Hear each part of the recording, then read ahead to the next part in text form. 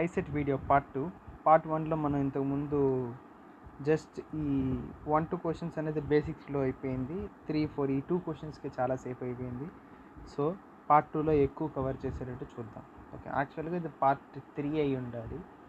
Just question సాల్వింగ్లో part 2 first ఇది introduction. Okay, ఇప్పుడు ఈ 5th క్వశ్చన్ చూద్దాం. ఈ 5th క్వశ్చన్ని ఇక్కడే మనం సాల్వ్ చేసేద్దాం. ఓకేనా, ఇదేమి ఇచ్చాడంటే ఏ గ్రేటర్ దెన్ 0 అని ఇచ్చాడు. ఏ గ్రేటర్ దెన్ 0 అంటే A is a positive number. A అనేది ప్లస్లో ఉంటుంది, పాజిటివ్ నెంబర్ అంటే 0 కన్నా ఎక్కువ అంటే 1 2 3 4 5. ముందు మీకు డౌట్ రావచ్చు, ఏ నెంబర్ అయినా ఉండొచ్చు కదా అని చెప్పి. ఓకేనా, ఇది ఇంటీజరా కాదా ఏమీ మనకు తెలియదు. ఓకేనా, if A greater than 0 than is A greater than B అన్నాడు అంతే.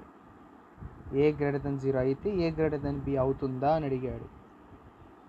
ఏ అనేది 0 కన్నా ఎక్కువ, అది ఇంటీజరా ఏమని చెప్పలేదు. 1 2 3 4 ఉండొచ్చు, 1/2 ఉండొచ్చు, √3/2 ఉండొచ్చు, ఏమైనా ఉండొచ్చు. ఇక్కడ క్వశ్చన్లో ఏం చెప్పలేదు. ఓకేనా, ఏ నంబర్ ఉన్నా సరే ఈ నంబర్ అనేది గ్రేటర్ దెన్ 0 అయి ఉండాలి. ఓకేనా, అంటే పాజిటివ్ నెంబర్ అయి ఉండాలి.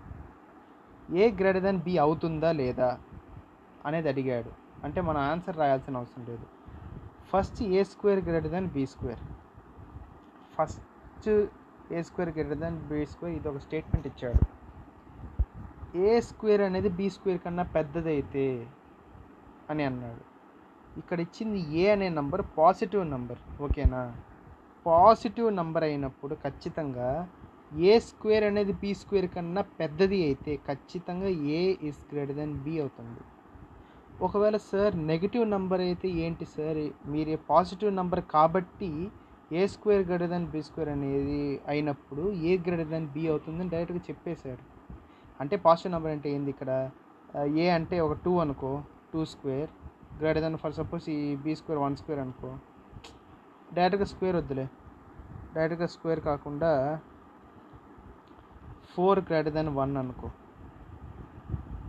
ఇది ఏ స్క్వేర్, ఇది బి స్క్వేర్. ఇది దీనికన్నా పెద్దది ఉండాలి. 4 అనేది 1 కన్నా పెద్దది ఉంటే చాలు, నువ్వు ఏ నెంబర్ అయినా తీసుకోవచ్చు. ఈవెన్ 3 గ్రేటర్ దెన్ 1 కూడా తీసుకోవచ్చు. A square greater than B square అని. అప్పుడు ఏ ఏమవుతుంది, √3 అవుతుంది, బి ఏమో √1 అవుతుంది. అంతేనా, √3 అనేది 1 కన్నా ఖచ్చితంగా పెద్దదిగా ఉంటుంది. √3 వాల్యూ ఏంటి, 1.732 సంథింగ్ గ్రేటర్ దెన్ 1, ఖచ్చితంగా పెద్దది అవుతుంది. ఓకేనా, something A square greater than B square అంటే నార్మల్గా చూసే ప్రతి ఒక్కరికి ఏ గ్రేటర్ దెన్ బి ఖచ్చితంగా అవుతుంది. ఎప్పుడు అవ్వదు అని అంటే, మనం ఒక నంబర్ 4 ఉంది, దీనికి రూట్ అప్లై చేస్తే డైరెక్ట్గా 2 రాస్తామా, +or-2 రాస్తామా, +or-2 అనే రాస్తాం. కొంతమందికి ఇది అర్థం కాకపోవచ్చు, చెప్తాను ఎందుకని అంటానంటే, ఏ స్క్వేర్ అనేది ఒక నంబర్ ఉంది. ఓకేనా, దానికి స్క్వేర్ రూట్ అప్లై చేస్తే ఆన్సర్ ఏ అనేస్తారు. అలా అనకూడదు, తప్పు. ఫర్ సపోజ్ ఈ నంబర్ 4 అనుకో, ఏ స్క్వేర్ అనేది 4, దీని స్క్వేర్ రూట్ 2 ఒక్కటే అవ్వదు. ఈ 4ని 2 స్క్వేర్ అని రాసుకోవచ్చు, స్క్వేర్ రూట్ క్యాన్సిల్ అయితే 2. ఓకే, ఇది నేను ఒప్పుకుంటాను.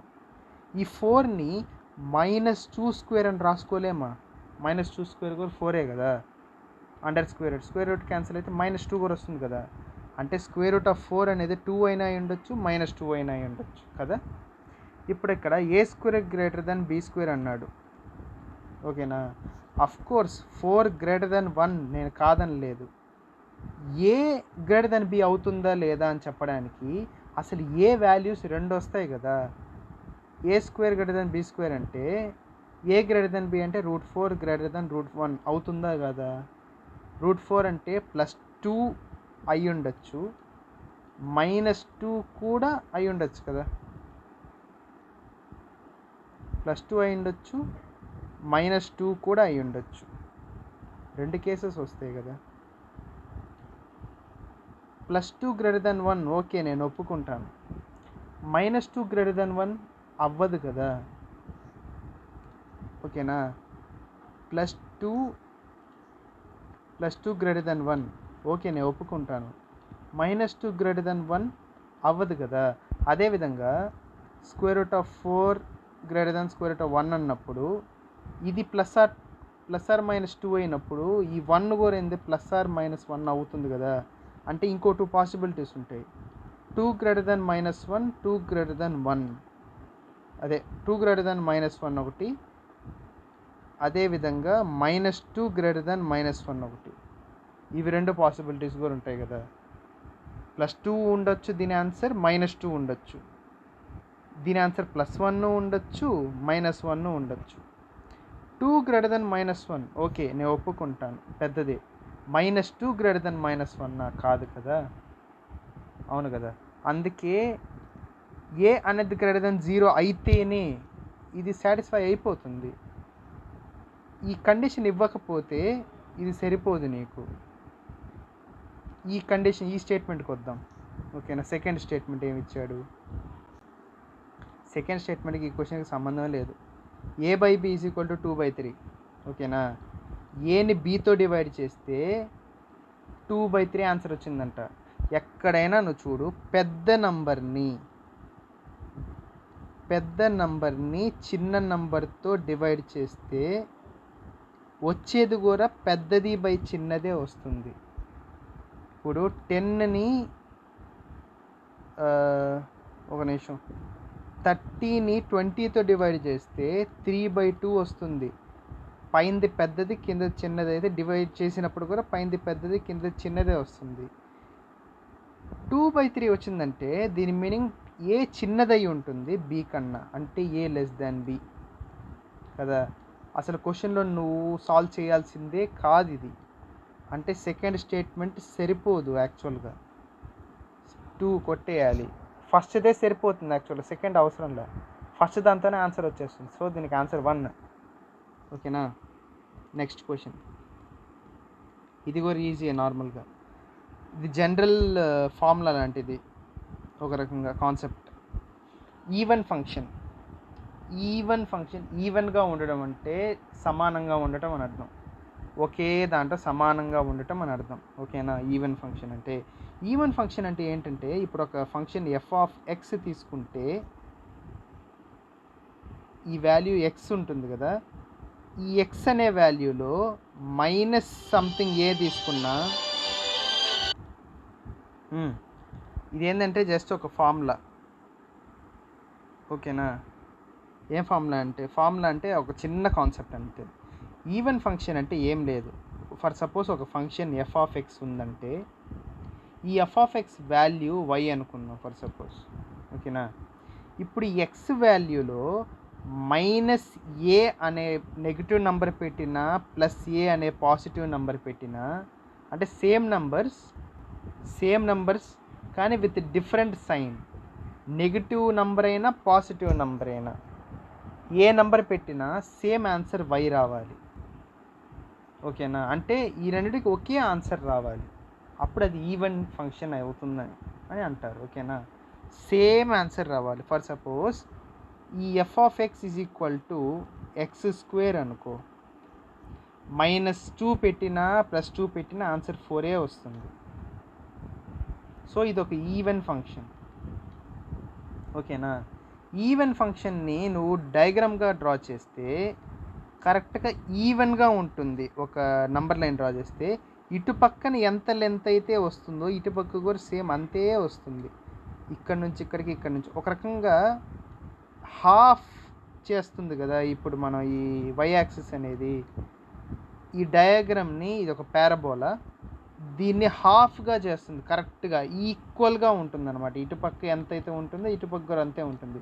ఒక ఈవెన్ ఫంక్షన్ ఇది ఓకేనా. ఆ విధంగా అంటే ఇక్కడ x వాల్యూ -2 అయితే ఇక్కడ y వాల్యూ ఎంతైతే వస్తుందో ఇక్కడ +2 అయినా y వాల్యూ అంతే వస్తుంది. ఇక్కడ -2 y వాల్యూ ఇంత, +2 ఇంత, సేమ్ కొంచెం ఇటు పక్కకి తీసుకొస్తే -3 అనుకుందాం, ప్లస్ ఈ y వాల్యూ అంతే, ఇక్కడ కూడా అంతే, +3 అనుకుంటే y వాల్యూ అంతే వస్తుంది. సో ఈవెన్ ఫంక్షన్ ఇది ఈవెన్గా డివైడ్ చేస్తుంది మన y axis. For suppose F of వైలో తీసుకుంటే function X square Y square ఇలా తీసుకుంటే ఇలా రివర్స్లో వస్తుంది. రివర్స్లో ఎలా, ఇలా, ఇది వై యాక్సిసా, ఇలాగో సంథింగ్ ఇలాగో లేకపోతే సంథింగ్ ఇలాగో వస్తుంది. అది కూడా ఈవెన్గా ఉంటుంది. సో ఈవెన్ ఫంక్షన్ అంటే ఇది. ఓకేనా. Next question, what is the cost price of the article. ఇది కూడా ఇక్కడ చేసేద్దాం. ఒక కాస్ట్ ప్రైస్ తెలియాలంటే, దాని కాస్ట్ తెలియాలంటే మనకి సేల్ ప్రైస్లో నుంచి ప్రాఫిట్ తీసేస్తే అదే కాస్ట్. నువ్వు 10 రూపాయలు ఖర్చు అయ్యిందంటే నీకు ఒక వస్తువు తయారు చేయడానికి, దానికి ఒక 2 రూపీస్ ప్రాఫిట్ వేసుకుంటే 12 రూపీస్కి అమ్ముతావు నువ్వు. ఇది సెల్లింగ్ ప్రైస్, సేల్స్ ప్రైస్ కదా. సో సేల్స్ ప్రైస్లో నుంచి ప్రాఫిట్ తీసేస్తే కాస్ట్ అది. సో క్వశ్చన్లో సెల్లింగ్ ప్రైస్ ఇచ్చాడు అంటే మనకు కావాల్సిన దాంట్లో ఎస్ అయిపోయింది, ఇంకా ప్రాఫిట్ తెలియాలి. ఆ ప్రాఫిట్ ఉంటే మనకి ఈ క్వశ్చన్లో ఆన్సర్ సరిపోతుందో చూద్దాం. ఇక్కడ ప్రాఫిట్ కూడా ఇచ్చేసాడు. సో ఎస్ మైనస్ పి తీసుకుంటే సేల్స్ మైనస్ ప్రాఫిట్ అయిపోతుంది. ఓకేనా. ఇంతకుముందు క్వశ్చన్కి ఆన్సర్ చెప్పడం మర్చిపోయాను కదా. అంటే పాజిటివ్ ఎక్స్ తీసుకున్నా నెగిటివ్ ఎక్స్ తీసుకున్నా ఒకే నెంబర్ రావాలి. ఈ రెండిట్లో జీ ఆఫ్ ఎక్స్, ఈ ఫంక్షన్ ఇంతకుముందు మనం ఎఫ్ ఆఫ్ ఎక్స్ అని తీసుకున్నాం ఎఫ్ అనే ఫంక్షన్తో, ఇక్కడ వీడు జీ తీసుకున్నాడు. జీ ఆఫ్ ఎక్స్ తీసుకుంటే జీ ఆఫ్ మైనస్ ఎక్స్కి ఈక్వల్ అవుతుంది. సో ఇదే ఆన్సర్, దీనికి ఆన్సర్ 1. సో ఇక్కడ సెల్లింగ్ ప్రైస్ తెలుసు, ప్రాఫిట్ తెలుసు, అంటే మనకి ఈ 2 స్టేట్మెంట్స్ కావాలి. So answer 3. ఓకేనా. Next question, what is the positive integer value of X. X value మనకు తెలియాలి, అది కూడా పాజిటివ్ వాల్యూ తెలియాలి. పాజిటివ్ ఇంటీజర్ వాల్యూ కరెక్ట్గా ఆన్సర్ చూసుకోండి, క్వశ్చన్ కరెక్ట్గా చదవండి. పాజిటివ్ అయి ఉండాలి, ఇంటీజర్ అయి ఉండాలి. ఇంటీజర్ అంటే 1 2 3 4 అలాగా 1/2 అలాగా ఫ్రాక్షన్స్లో ఉండకూడదు. ఇంటీజర్ అయి ఉండాలి, అది కూడా పాజిటివ్ అయి ఉండాలి. అంటే గ్రేటర్ దెన్ 0 1 2 3 4 5 6 7 8 9 10 ఆ విధంగా ఉండాలి. ఓకేనా.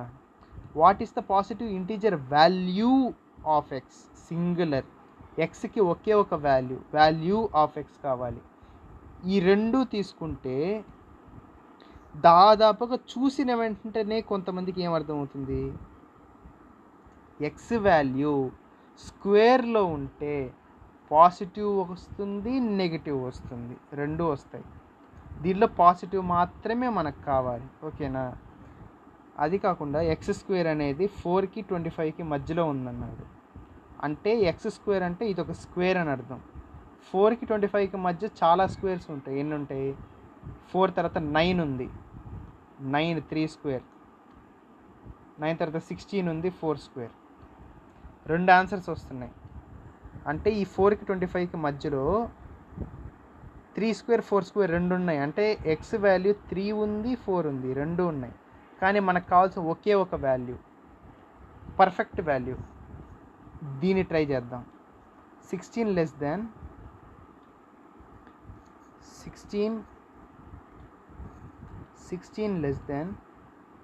5x + 1 less than 26.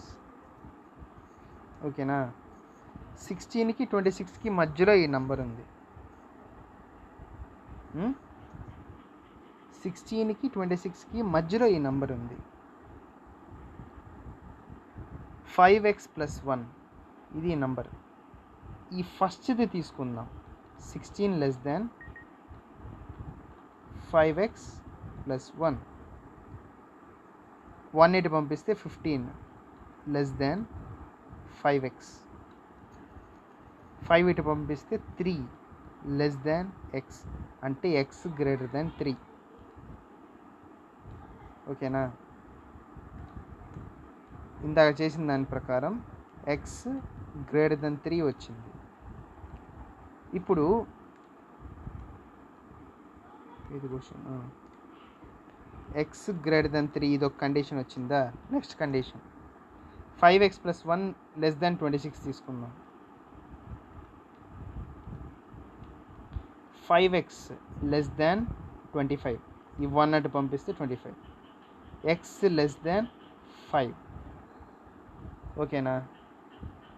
ఎక్స్ అనేది 5 కన్నా తక్కువ 3 కన్నా ఎక్కువ ఉంది. ఈక్వల్ టు అని చెప్పలేదు, ఈక్వల్ టు అని చెప్పలేదు. అంటే 5 కాదు 3 కాదు ఎక్స్ వాల్యూస్. ఎక్స్ 3 కన్నా ఎక్కువ అంట, అంటే 4 5 అలాగా. 5 కన్నా తక్కువ అంటే 5 కాదు, 5 కన్నా తక్కువ అంటే 4 ఆన్సర్. ఒకే ఒక ఆన్సర్ వస్తుంది దీంట్లో, కానీ దీనిలో 2 ఆన్సర్స్ వస్తున్నాయి. మనకు కావాల్సిన నికరంగా సింగిల్ ఆన్సర్ కావాలి, దాని ఒరిజినల్ ఆన్సర్ కావాలి. అంటే దీని మీనింగ్ ఏంటంటే సెకండ్ స్టేట్మెంట్లో వాడు 4కి 25కి మధ్యలో ఉంటుందని ఇచ్చాడు ఎక్స్ స్క్వేర్ అనేది, కానీ మధ్యలో ఉన్న అన్ని వాల్యూస్ ఎక్స్ అని చెప్పలేదు. అంటే 4కి 25కి మధ్యలో ఉన్న అన్ని వాల్యూస్ ఎక్స్ స్క్వేర్ అని చెప్పలేదు, ఆ రెండింటి మధ్యలో ఉందన్నాడు అంతే. సో దానికి ఒకే ఒక వాల్యూ ఉంటుంది. ఈ సెకండ్ స్టేట్మెంట్ తీసుకుంటే 2 వాల్యూస్ వస్తాయి, దాంట్లో ఒకటి ఎక్స్ వాల్యూ, ఇంకోటి ఎక్స్ వాల్యూ కాదు. బట్ ఫస్ట్ దాంట్లో ఏంటంటే ఎక్స్ వాల్యూ ఒకటే ఇచ్చాడు. సో మనకి ఫస్ట్ స్టేట్మెంట్ ఒక్కటి సరిపోతుంది, సెకండ్ అవసరంలా. So answer 1. అర్థమవుతుందని నేను అనుకుంటున్నాను. What is the percentage of the father? Father age కావాలి. ఎలా ఇస్తాడంటే దీంట్లో క్వశ్చన్లో ఆన్సర్ మనకు కనుక్కోవడం మనకు అవసరం లేదు, ఏ స్టేట్మెంట్ సరిపోతుంది ఆన్సర్ కనుక్కోవడానికి అనేది మనకు అవసరం. ఓకేనా. The sum of the percentages for suppose ఇప్పుడు పర్సంటేజ్ ఆఫ్ ఫాదర్ ఎక్స్ అనుకుందాం.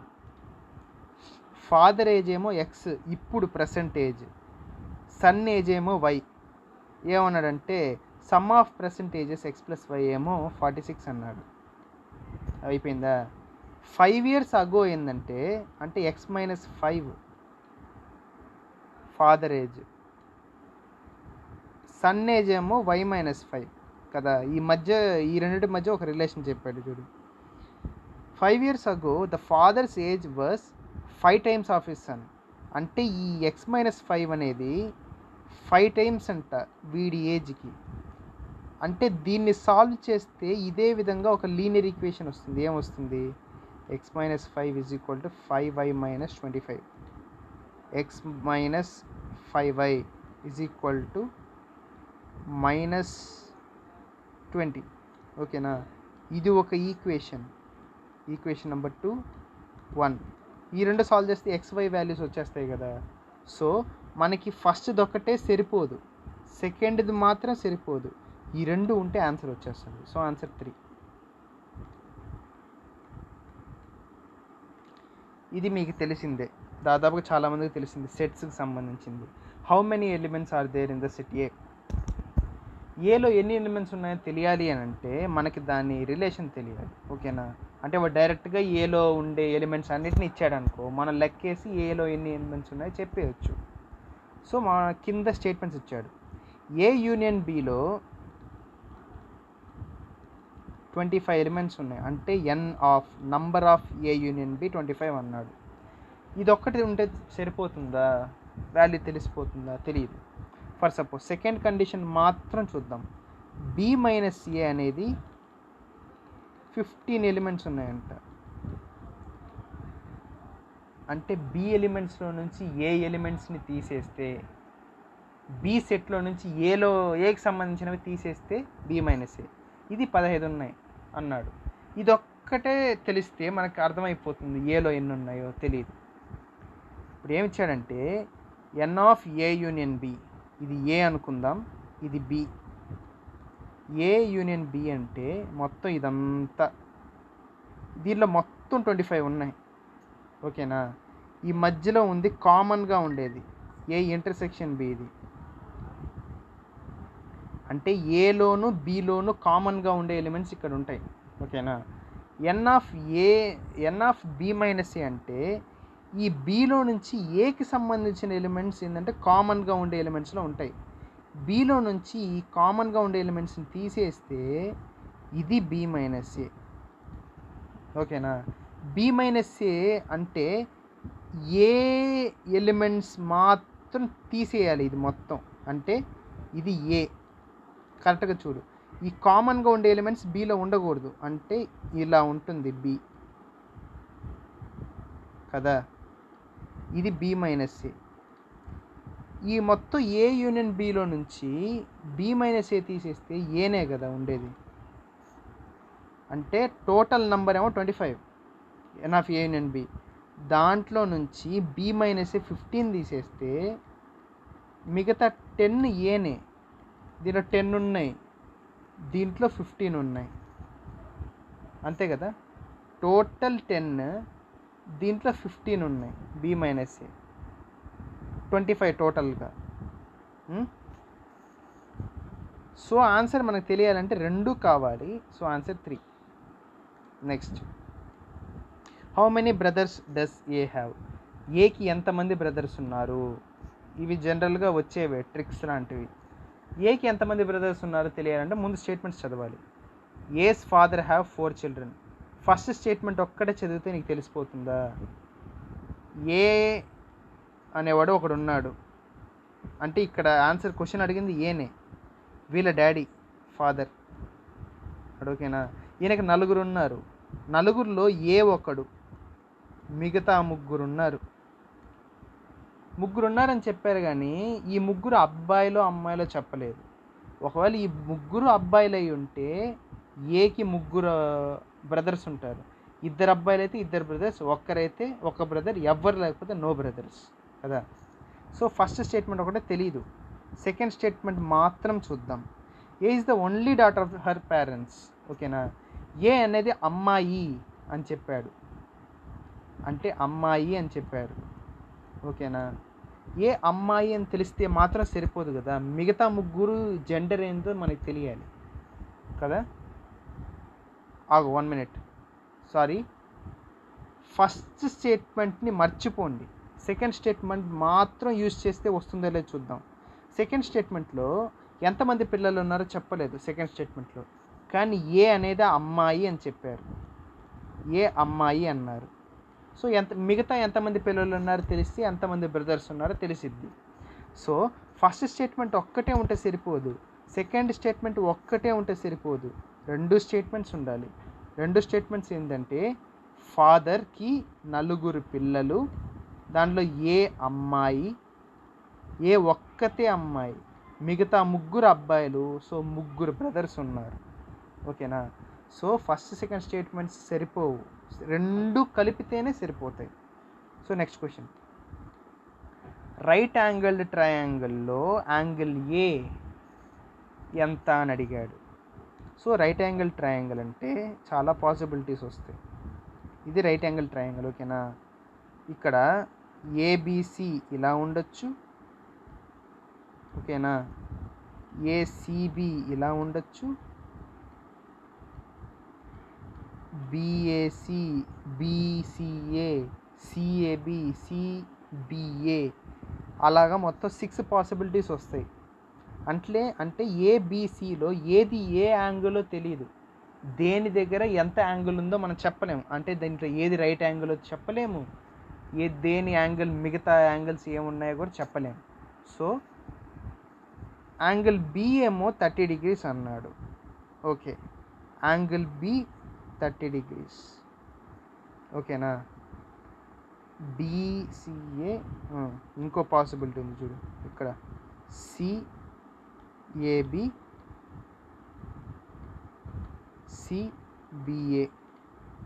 ఓకేనా. ఇక్కడ ఇంకోటి కూడా ఉంది, ఏబిసిఏ. దీంట్లో యాంగిల్ బి అనేది 30 degrees అన్నాడు, అంటే ఇదొక పాసిబిలిటీ, ఇదొక పాసిబిలిటీ. ఈ రెండిట్లోనే యాంగిల్ బి 30 degrees ఉంది. ఏ ప్లస్ సి 90 అన్నాడు, అంటే ఏసి 2 కలిపితే 90, ఏసి 2 కలిపితే 90. ఓకే, ఈ పాసిబిలిటీస్ ఏది కాదు. ఓకేనా. సరే, ఏసి 2 కలిపితే 90 అన్నాడు, బి 90 degrees అన్నాడు. ఇది కాదు. ఏసి 2 కలిపితే 90, ఇది కూడా కాదు.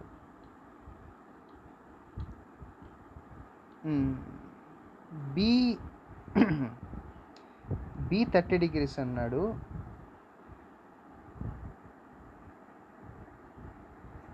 One minute.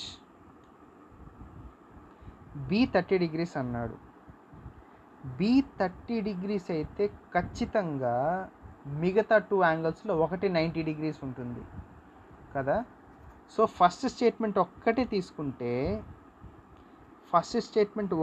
తీసుకుంటే బి అనేది 30 డిగ్రీస్ అయితే దీంట్లో యాంగిల్ ఏ ఎంతో చెప్పలేం. ఓకేనా, వదిలే. సెకండ్ది మాత్రం తీసుకుంటే ఏసీ రెండు కలిపితే 90 అన్నాడు. అంటే ఈ ఆప్షన్లో యాంగిల్ బి ఏమో 90 degrees, angle B right angle, AC రెండు కలిపితే 90. ఓకేనా, ఏసీ రెండు కలిపితే 90 అని తెలుసు, కానీ ఏ ఎంతో మనకు తెలియాలంటే బి ఎంతో తెలియాలి, అదే ఏసీ ఎంతో తెలియాలి ఇక్కడ. సో మనకు తెలియదు. సో ఈ రెండింటిని కలుపుకున్న వేస్టే, ఎందుకంటే ఈ కేసులో ఏమో యాంగిల్ బి 30, ఇక్కడ 90, రెండు వేస్ట్. సో ఈ రెండు మనకి సరిపోవు. సో ఆన్సర్ 4 అయిపోయింది. Next, what is the perimeter of the circular sector?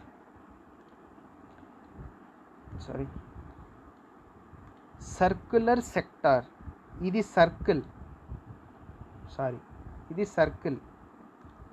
సరిగ్గా తీసుకుందాం. ఇది సర్కిల్. దీనిలో సెక్టార్ అంటే ఇలా ఒక పిజ్జా పీస్ లాగా ఒకటి సెక్టార్. ఇది ఈ సెక్టార్కి ఒక యాంగిల్ ఉంటుంది. ఈ సెక్టార్ ఏరియా ఆర్ ఈ సెక్టార్ సైజ్ ఎలా తెలుస్తుందంటే ఈ యాంగిల్ని బట్టి తెలుస్తుంది సెక్టార్ సైజ్.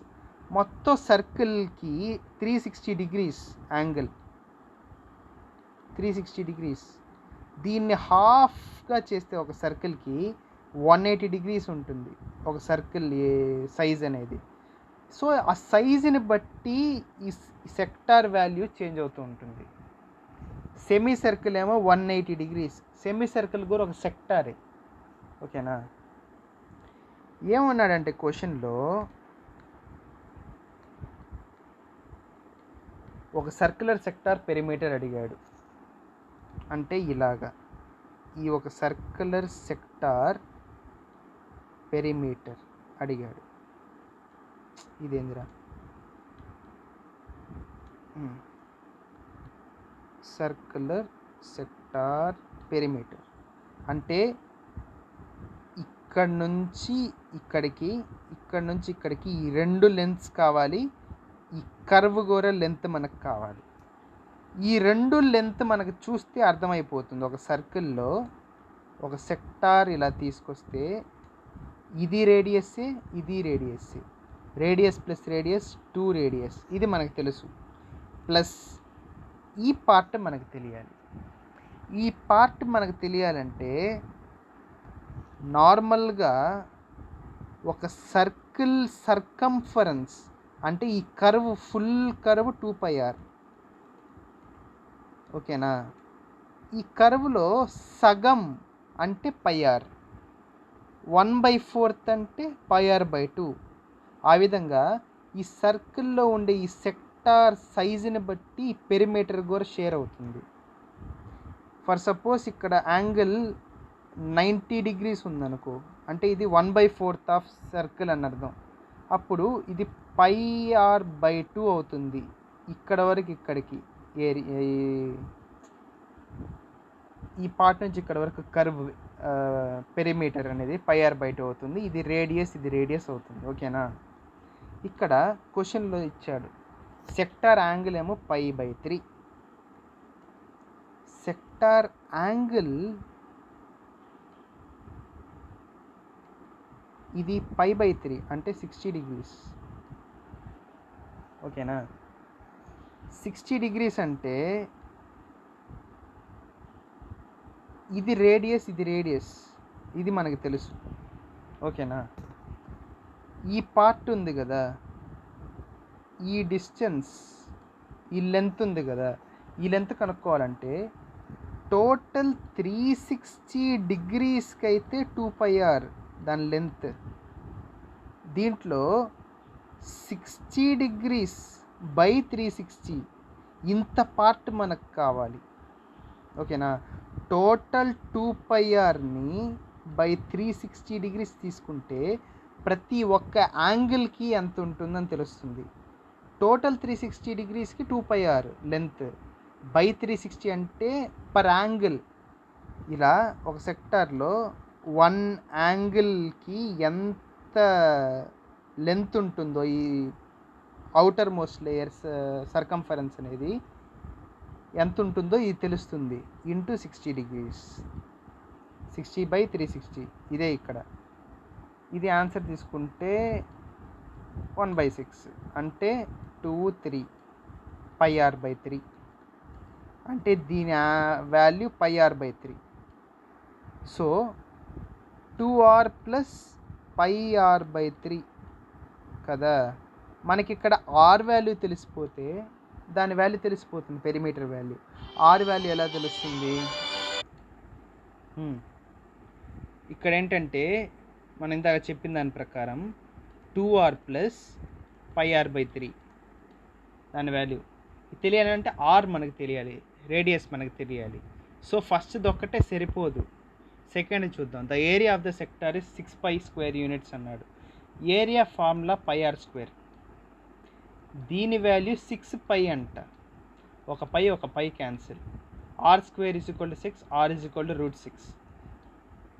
ఆర్ వాల్యూ తెలిసిపోయింది. ఆర్ వాల్యూ దీన్ని సబ్స్టిట్యూట్ చేస్తే ఆన్సర్ వచ్చేస్తుంది. అంటే మనకి ఫస్ట్ది సెకండ్ది రెండు కావాలి. So answer 3. Next question. Is the product a.b an irrational number? a, b రెండు ఇర్రేషనల్ నంబర్ ఎప్పుడు అవుతుంది? యాక్చువల్గా ఏ ఒక్క ఇర్రేషనల్, ఈ రెండిట్లో ఏదో ఒకటి ఇర్రేషనల్ నంబర్ అయ్యండి. ఇర్రేషనల్ అంటే రూట్లో ఉండేది. √3, √6, √2 + 3, √3 ఇలాగా. ఇది ఒక ఇర్రేషనల్ నంబర్, ఓకేనా.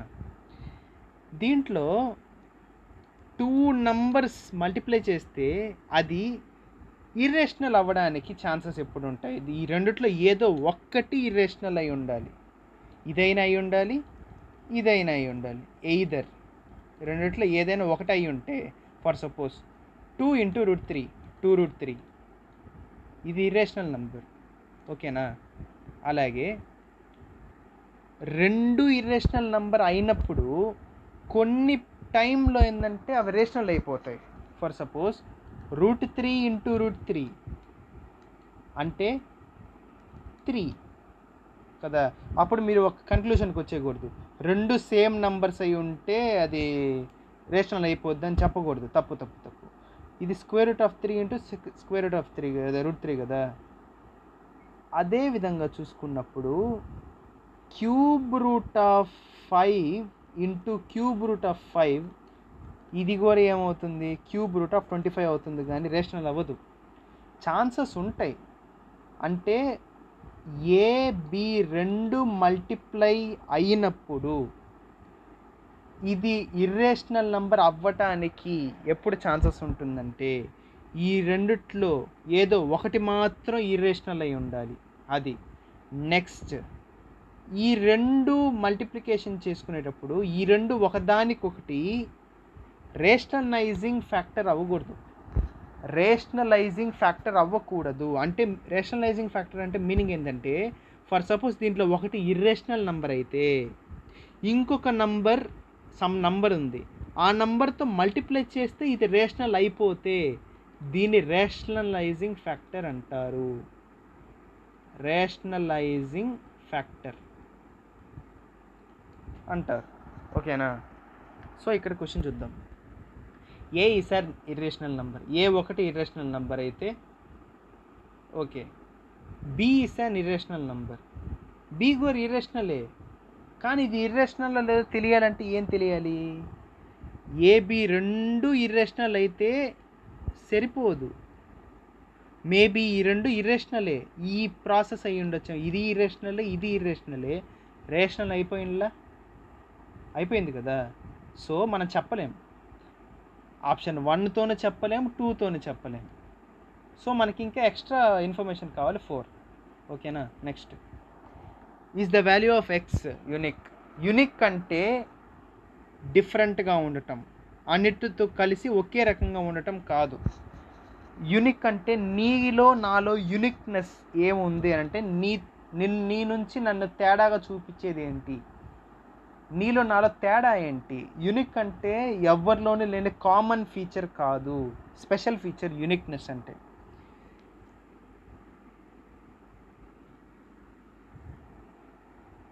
Is the value of X unique. X value అనేది యూనిక్కా అనేది చూసుకుంటే ఎక్స్ లెస్ దాన్ 0 ఇక్కడ ఇచ్చాడు, ఎక్స్ లెస్ దాన్ 0 అన్నాడు, ఇది ఒకటి. ఓకేనా. యూనిక్ అంటే ఇంకోటి కామన్గా ఉండకుండా ఒకటి, ఇంకోటి యూనిక్ అంటే సింగిల్ నెంబర్ అని అర్థం. ఈ ఎక్స్ వాల్యూ యూనిక్ అంటే ఒకటే ఉందా అని కూడా మీనింగ్ వస్తుంది. యుఎన్ఐ, యూని అంటే ఒకటి, యూనిక్ అంటే ఒకటి అనే మీనింగ్ వస్తుంది. ఓకేనా.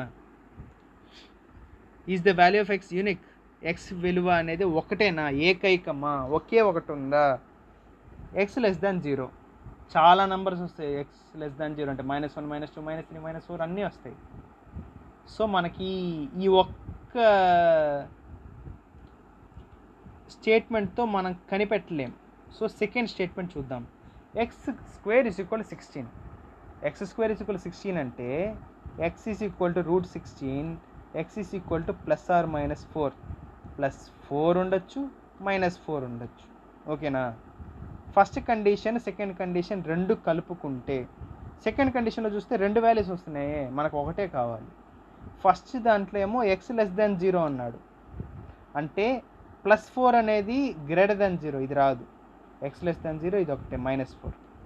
సో యూనిక్ అని మనం చెప్పడానికి, ఈ వాల్యూ యూనిక్ అని మనం చెప్పటానికి ఫస్ట్ది ఒకటే సరిపోదు, రెండు కావాలి. So answer 3. Next question.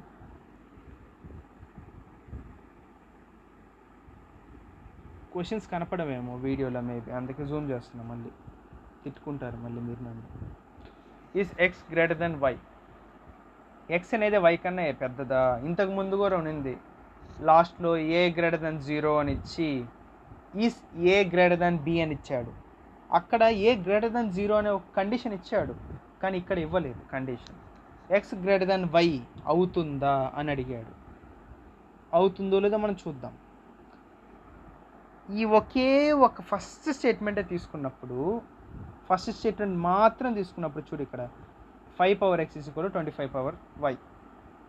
5 power x is equal to 25ని 5 స్క్వేర్ రాసుకోవచ్చు. 5 square whole power y 5 power 2y అవుతుంది. అప్పుడు x is equal to 2y కదా. ఎక్స్ వాల్యూ అనేది 2 టైమ్స్ ఆఫ్ y, అంటే వైని డబల్ చేస్తే కానీ ఎక్స్కి ఈక్వల్ అవ్వదు కదా. అప్పుడు ఎక్స్ అనేది పెద్ద value, X of course greater than Y కదా. ఇక్కడ నువ్వు నెగిటివ్ నెంబర్స్ తీసుకున్నా వాడు క్లియర్గా ఇచ్చేసాడు డైరెక్ట్గా. ఇక్కడ X square is equal to 2y² ఇలా ఇవ్వలేదు. ఇలా ఇస్తే రూట్ అప్లై చేయడం వల్ల ఎక్స్ వై వాల్యూస్ మారొచ్చు, కాబట్టి కండిషన్ అవుతుందో లేదో మనకు చెప్పలేం. ఓకేనా. కానీ ఇక్కడ డైరెక్ట్గా X is equal to 2y ఇచ్చాడు. ఎక్స్ అనేది పెద్ద వాల్యూ అని వాడే చెప్పేశాడు, X greater than Y. First statement ఒక్కటే సరిపోతుంది, 3 కాదు ఆన్సర్ 1. సెకండ్ స్టేట్మెంట్లో వై ఈజ్ ఈక్వల్ టు -2 అన్నాడు. ఇది సెకండ్ స్టేట్మెంట్ అంటే దీంట్లో మనం -2 పెట్టడం అని కాదు meaning. y is equal to -2 అంటే ఎక్స్ వాల్యూ మనకు చెప్పలేదు కదా, సో ఇది సరిపోదు మనకి. ఓకేనా. ఫర్ సపోజ్ ఈ -2 దీంట్లో పెట్టామనుకో, y వాల్యూలో ఎంత అవుతుంది, 5 power -4, 5 power x is equal to 5 power -4 అవుతుంది. అప్పుడు x ఈజ్ ఈక్వల్ టు -4 అవుతుంది కదా. x ఈజ్ ఈక్వల్ టు -4 అవుతుంది, y ఈజ్ ఈక్వల్ టు -2. -4 అనేది చిన్నది -2 కన్నా, right. y is equal to -2, x is equal to 2y negative 1 minute.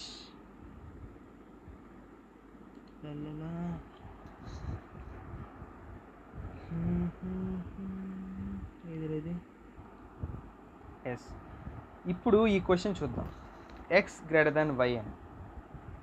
ఇంతకుముందు క్వశ్చన్లో కూడా ఉంది ఏ గ్రేటర్ దెన్ 0 అని ఇచ్చాడు. ముందుగా ఒక కండిషన్ ఇచ్చాడు, ఇక్కడ కండిషన్ ఇవ్వలేదు. Is X greater than Y అవుతుందా లేదా? 5 power X is equal to 25 power Y. దీన్ని మనం 5 power X is equal to 25 power వైని 25ని 5 స్క్వేర్ రాసుకోవచ్చు కదా. 5 స్క్వేర్ పవర్ వైని 5 పవర్ 2y రాసుకోవచ్చు. So 5 power X is equal to 5 power 2y అంటే 5 కింద ఈక్వల్గా ఉన్నాయి. ఈ రెండు ఈక్వల్ అన్నాడు కాబట్టి 5 power X is equal to 5 power 2y equal అన్నాడు కాబట్టి X is equal to 2y అవుతుంది. ఇది చూసిన వెంటనే 2 టైమ్స్ ఆఫ్ వై ఎక్స్ ఉందని చెప్పి పెద్దది అనుకోకూడదు. ఎక్స్ని ఎక్స్ అనేది 2 టైమ్స్ ఏ వైకి, కానీ వై అనేది నెగిటివా పాజిటివా? ఎందుకంటే మనకి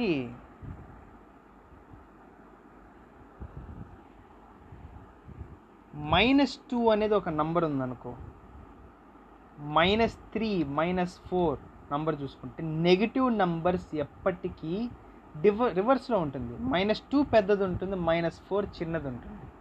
-4 -2 కన్నా చిన్నది. ఇప్పుడు -2కి డబల్ చేస్తే -4 అవుతుంది. మైనస్ని పెంచుతుంది అంటే ఇంకా తగ్గిస్తుంది దాని వాల్యూని కదా.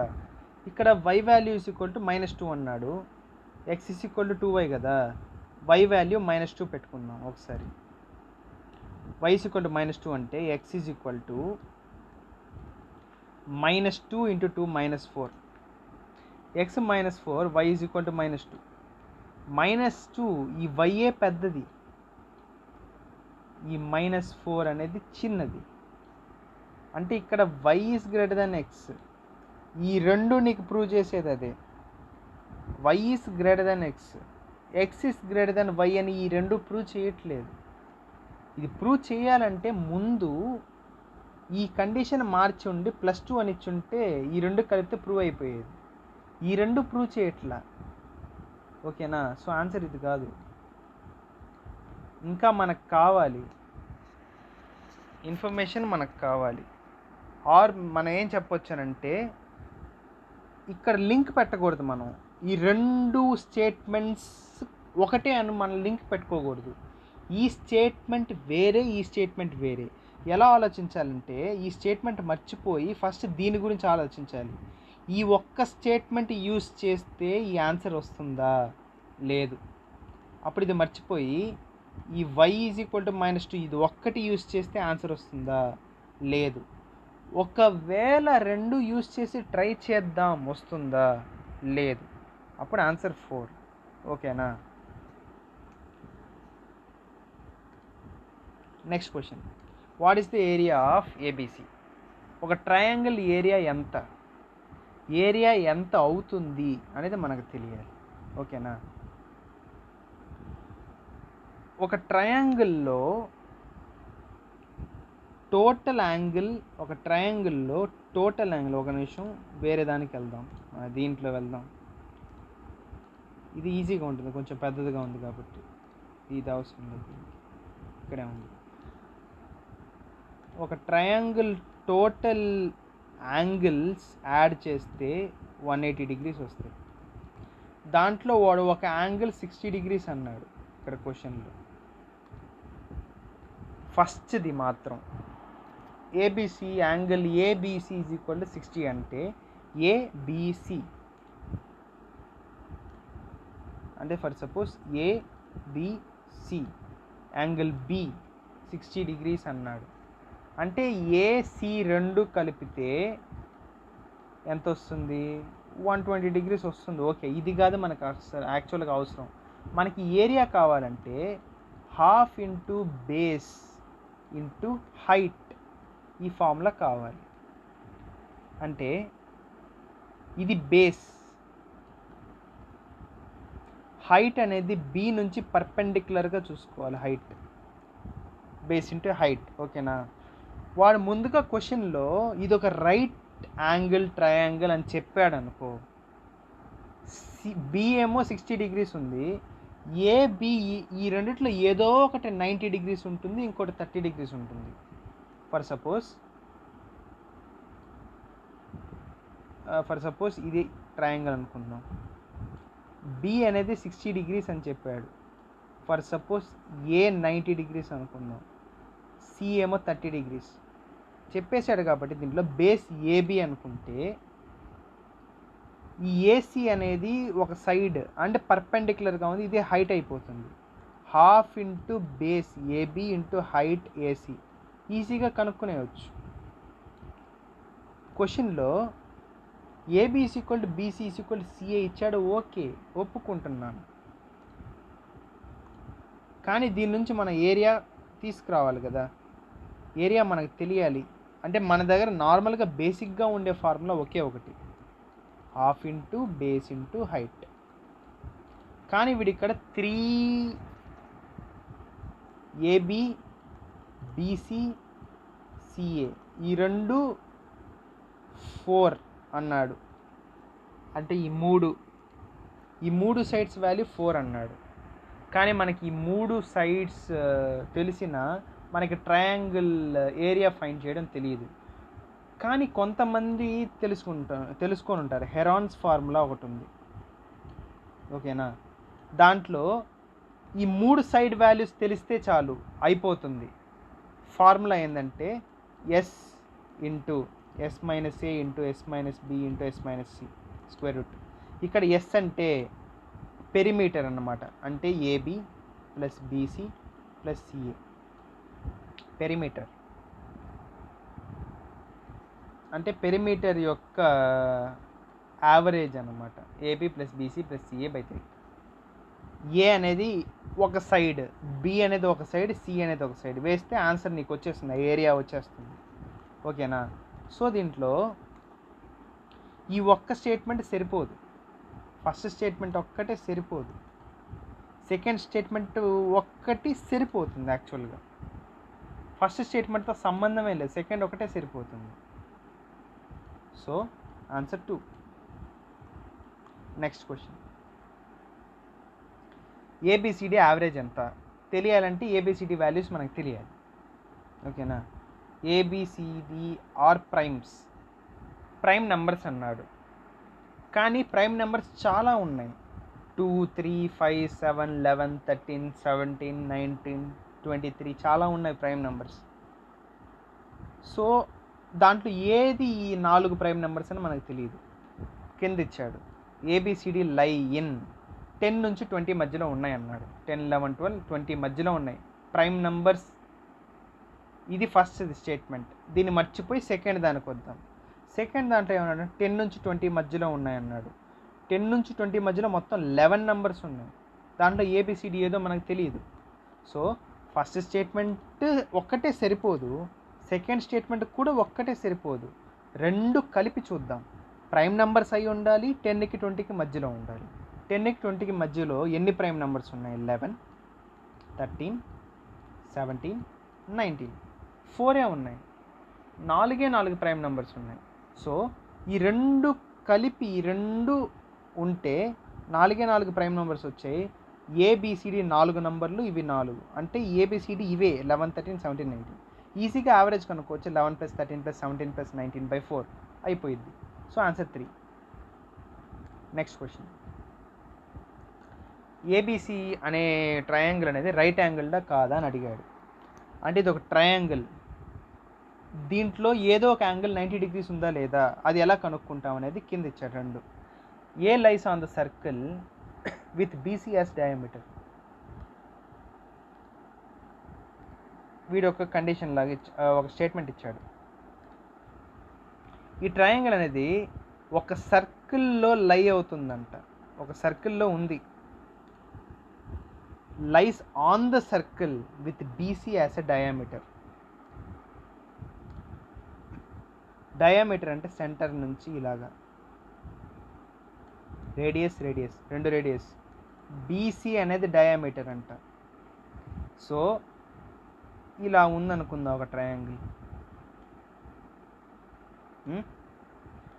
దీని ద్వారా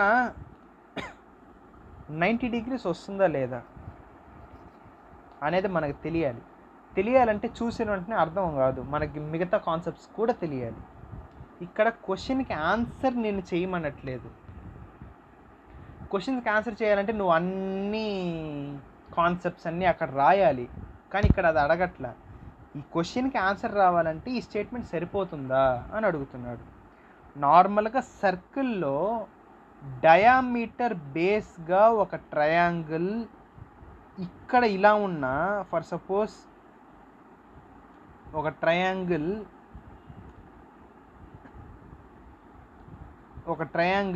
ఇలా ఫామ్ అయినా ఇది ఖచ్చితంగా 90 degrees ఉంటుంది. ఇది ఒక థీరం ఉంది. ఈ థీరం నేను ఇప్పుడు ఎక్స్ప్లెయిన్ చేయలేను, మేబీ ట్రై చేస్తాను ఉండండి. ఇప్పుడు టైం అయిపోతుంది, సో నేను ఎక్స్ప్లెయిన్ చేయలేను దీన్ని, ఎందుకంటే ఆల్రెడీ 1 hour దగ్గరకు వచ్చేసి 50 minutes అయిపోతుంది. సో నెక్స్ట్ క్వశ్చన్, వేరే వీడియోలో నేను అన్ని థీరమ్స్ మీకు ఎక్స్ప్లెయిన్ చేస్తాను, ఓకేనా. What is the value of V? V value ఎంత? క్వశ్చన్ మాత్రం చదివితే వి వాల్యూ ఎంత అన్నాడు. వి ఏంటో మనకి ఏమీ తెలియదు. సో స్టేట్మెంట్లోకి వెళ్దాం. V is the volume of a cylinder. V value ఎంత కనుక్కోవాలంటే, వి వాల్యూ ఎంత అని కనుక్కోవాలంటే ఫస్ట్ వి ఏంటో తెలియాలి. వి అనేది వాల్యూమ్ ఆఫ్ సిలిండర్ అన్నాడు, ఓకే. ఈ ఒక్క స్టేట్మెంట్ సరిపోతుందా? వాల్యూమ్ ఆఫ్ సిలిండర్ అని చెప్పిన వెంటనే ప్రతి సిలిండర్కి ఒకే వాల్యూమ్ ఉంటుందా? లేదు కదా, ఒక్కొక్క సిలిండర్ సైజుని బట్టి వాల్యూమ్ మారుతుంది. సో ఈ ఒక్క స్టేట్మెంట్ వినేసి మనం ఆన్సర్ చెప్పేయలేం కదా, సో ఈ ఒక్క స్టేట్మెంట్ సరిపోదు. Next, the cylinder is of height H units అన్నాడు. సిలిండర్కి హైట్ ఏమో హెచ్ యూనిట్స్ ఉంది అని అన్నాడు, ఓకేనా. ఈ హెచ్ యూనిట్స్ అని చెప్పాడంటే ఇక్కడ మీనింగ్ ఏంటంటే సంథింగ్ వాల్యూ అనుకో. హెచ్ అనేది ఒక వాల్యూ అని నువ్వు అనుకునే, ఓకేనా. హెచ్ అనేది ఒక వాల్యూ, ఒక నంబర్ అని నువ్వు అనుకో, ఓకేనా. యాక్చువల్గా వాల్యూమ్ ఆఫ్ సిలిండర్ ఫార్ములా ఏది? Volume of cylinder formula πr²h, πr²h, ఓకేనా. పై వాల్యూ నీకు తెలుసు 22/7, ఓకేనా. హెచ్ వాల్యూ వాడు హెచ్ అని ఇచ్చాడు. ఫర్ సపోజ్ హెచ్ అనేది ఒక నంబర్ అనుకో, వాడు జస్ట్ ఎగ్జాంపుల్కి హెచ్ అన్నాడు. ఒక హెచ్ అనేది ఒక నంబరే అనుకో, కాన్స్టెంట్ అనుకో. హెచ్ తెలుసు, పై వాల్యూ తెలుసు, ఆర్ వాల్యూ మనకు తెలియాలి కదా. ఆర్ వాల్యూ తెలిస్తేనే మనం ఈ వాల్యూమ్ని కనుక్కోగలం. సో ఫస్ట్ది సరిపోదు, సెకండ్ది సరిపోదు, రెండు కలిపినా సరిపోదు. So answer 4. నెక్స్ట్ క్వశ్చన్,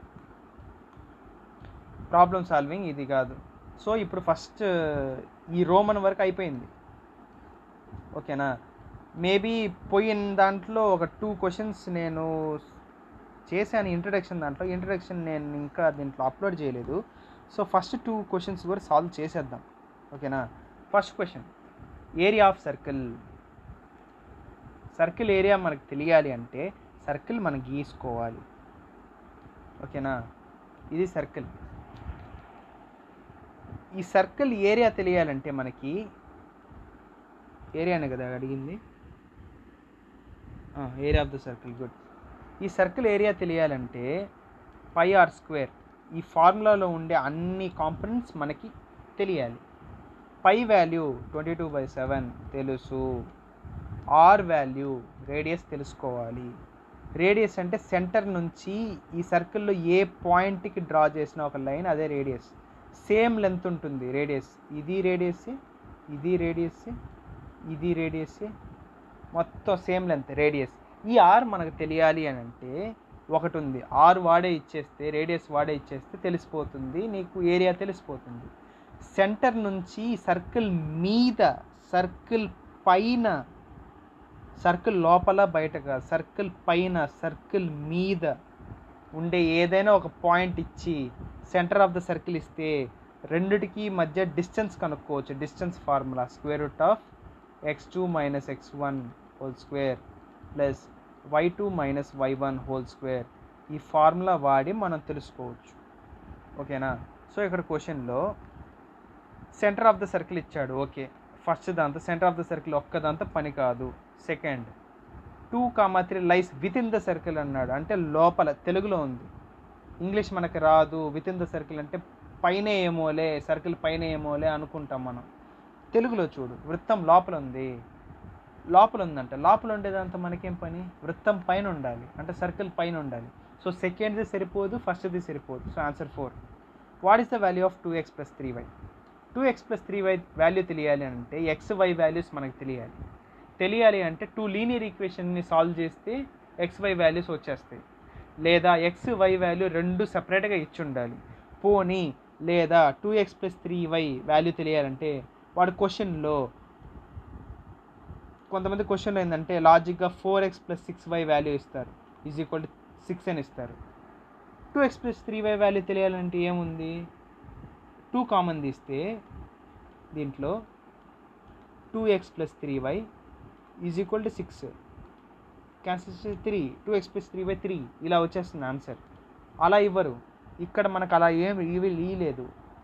ఒక ఫస్ట్ స్టేట్మెంట్లో ఏమో ఒకే ఒక స్టేట్మెంట్ ఇచ్చాడు. ఈ ఒక్క స్టేట్మెంట్తో ఈ వాల్యూ తెలియదు, ఈ ఒక్క స్టేట్మెంట్తో తెలియదు.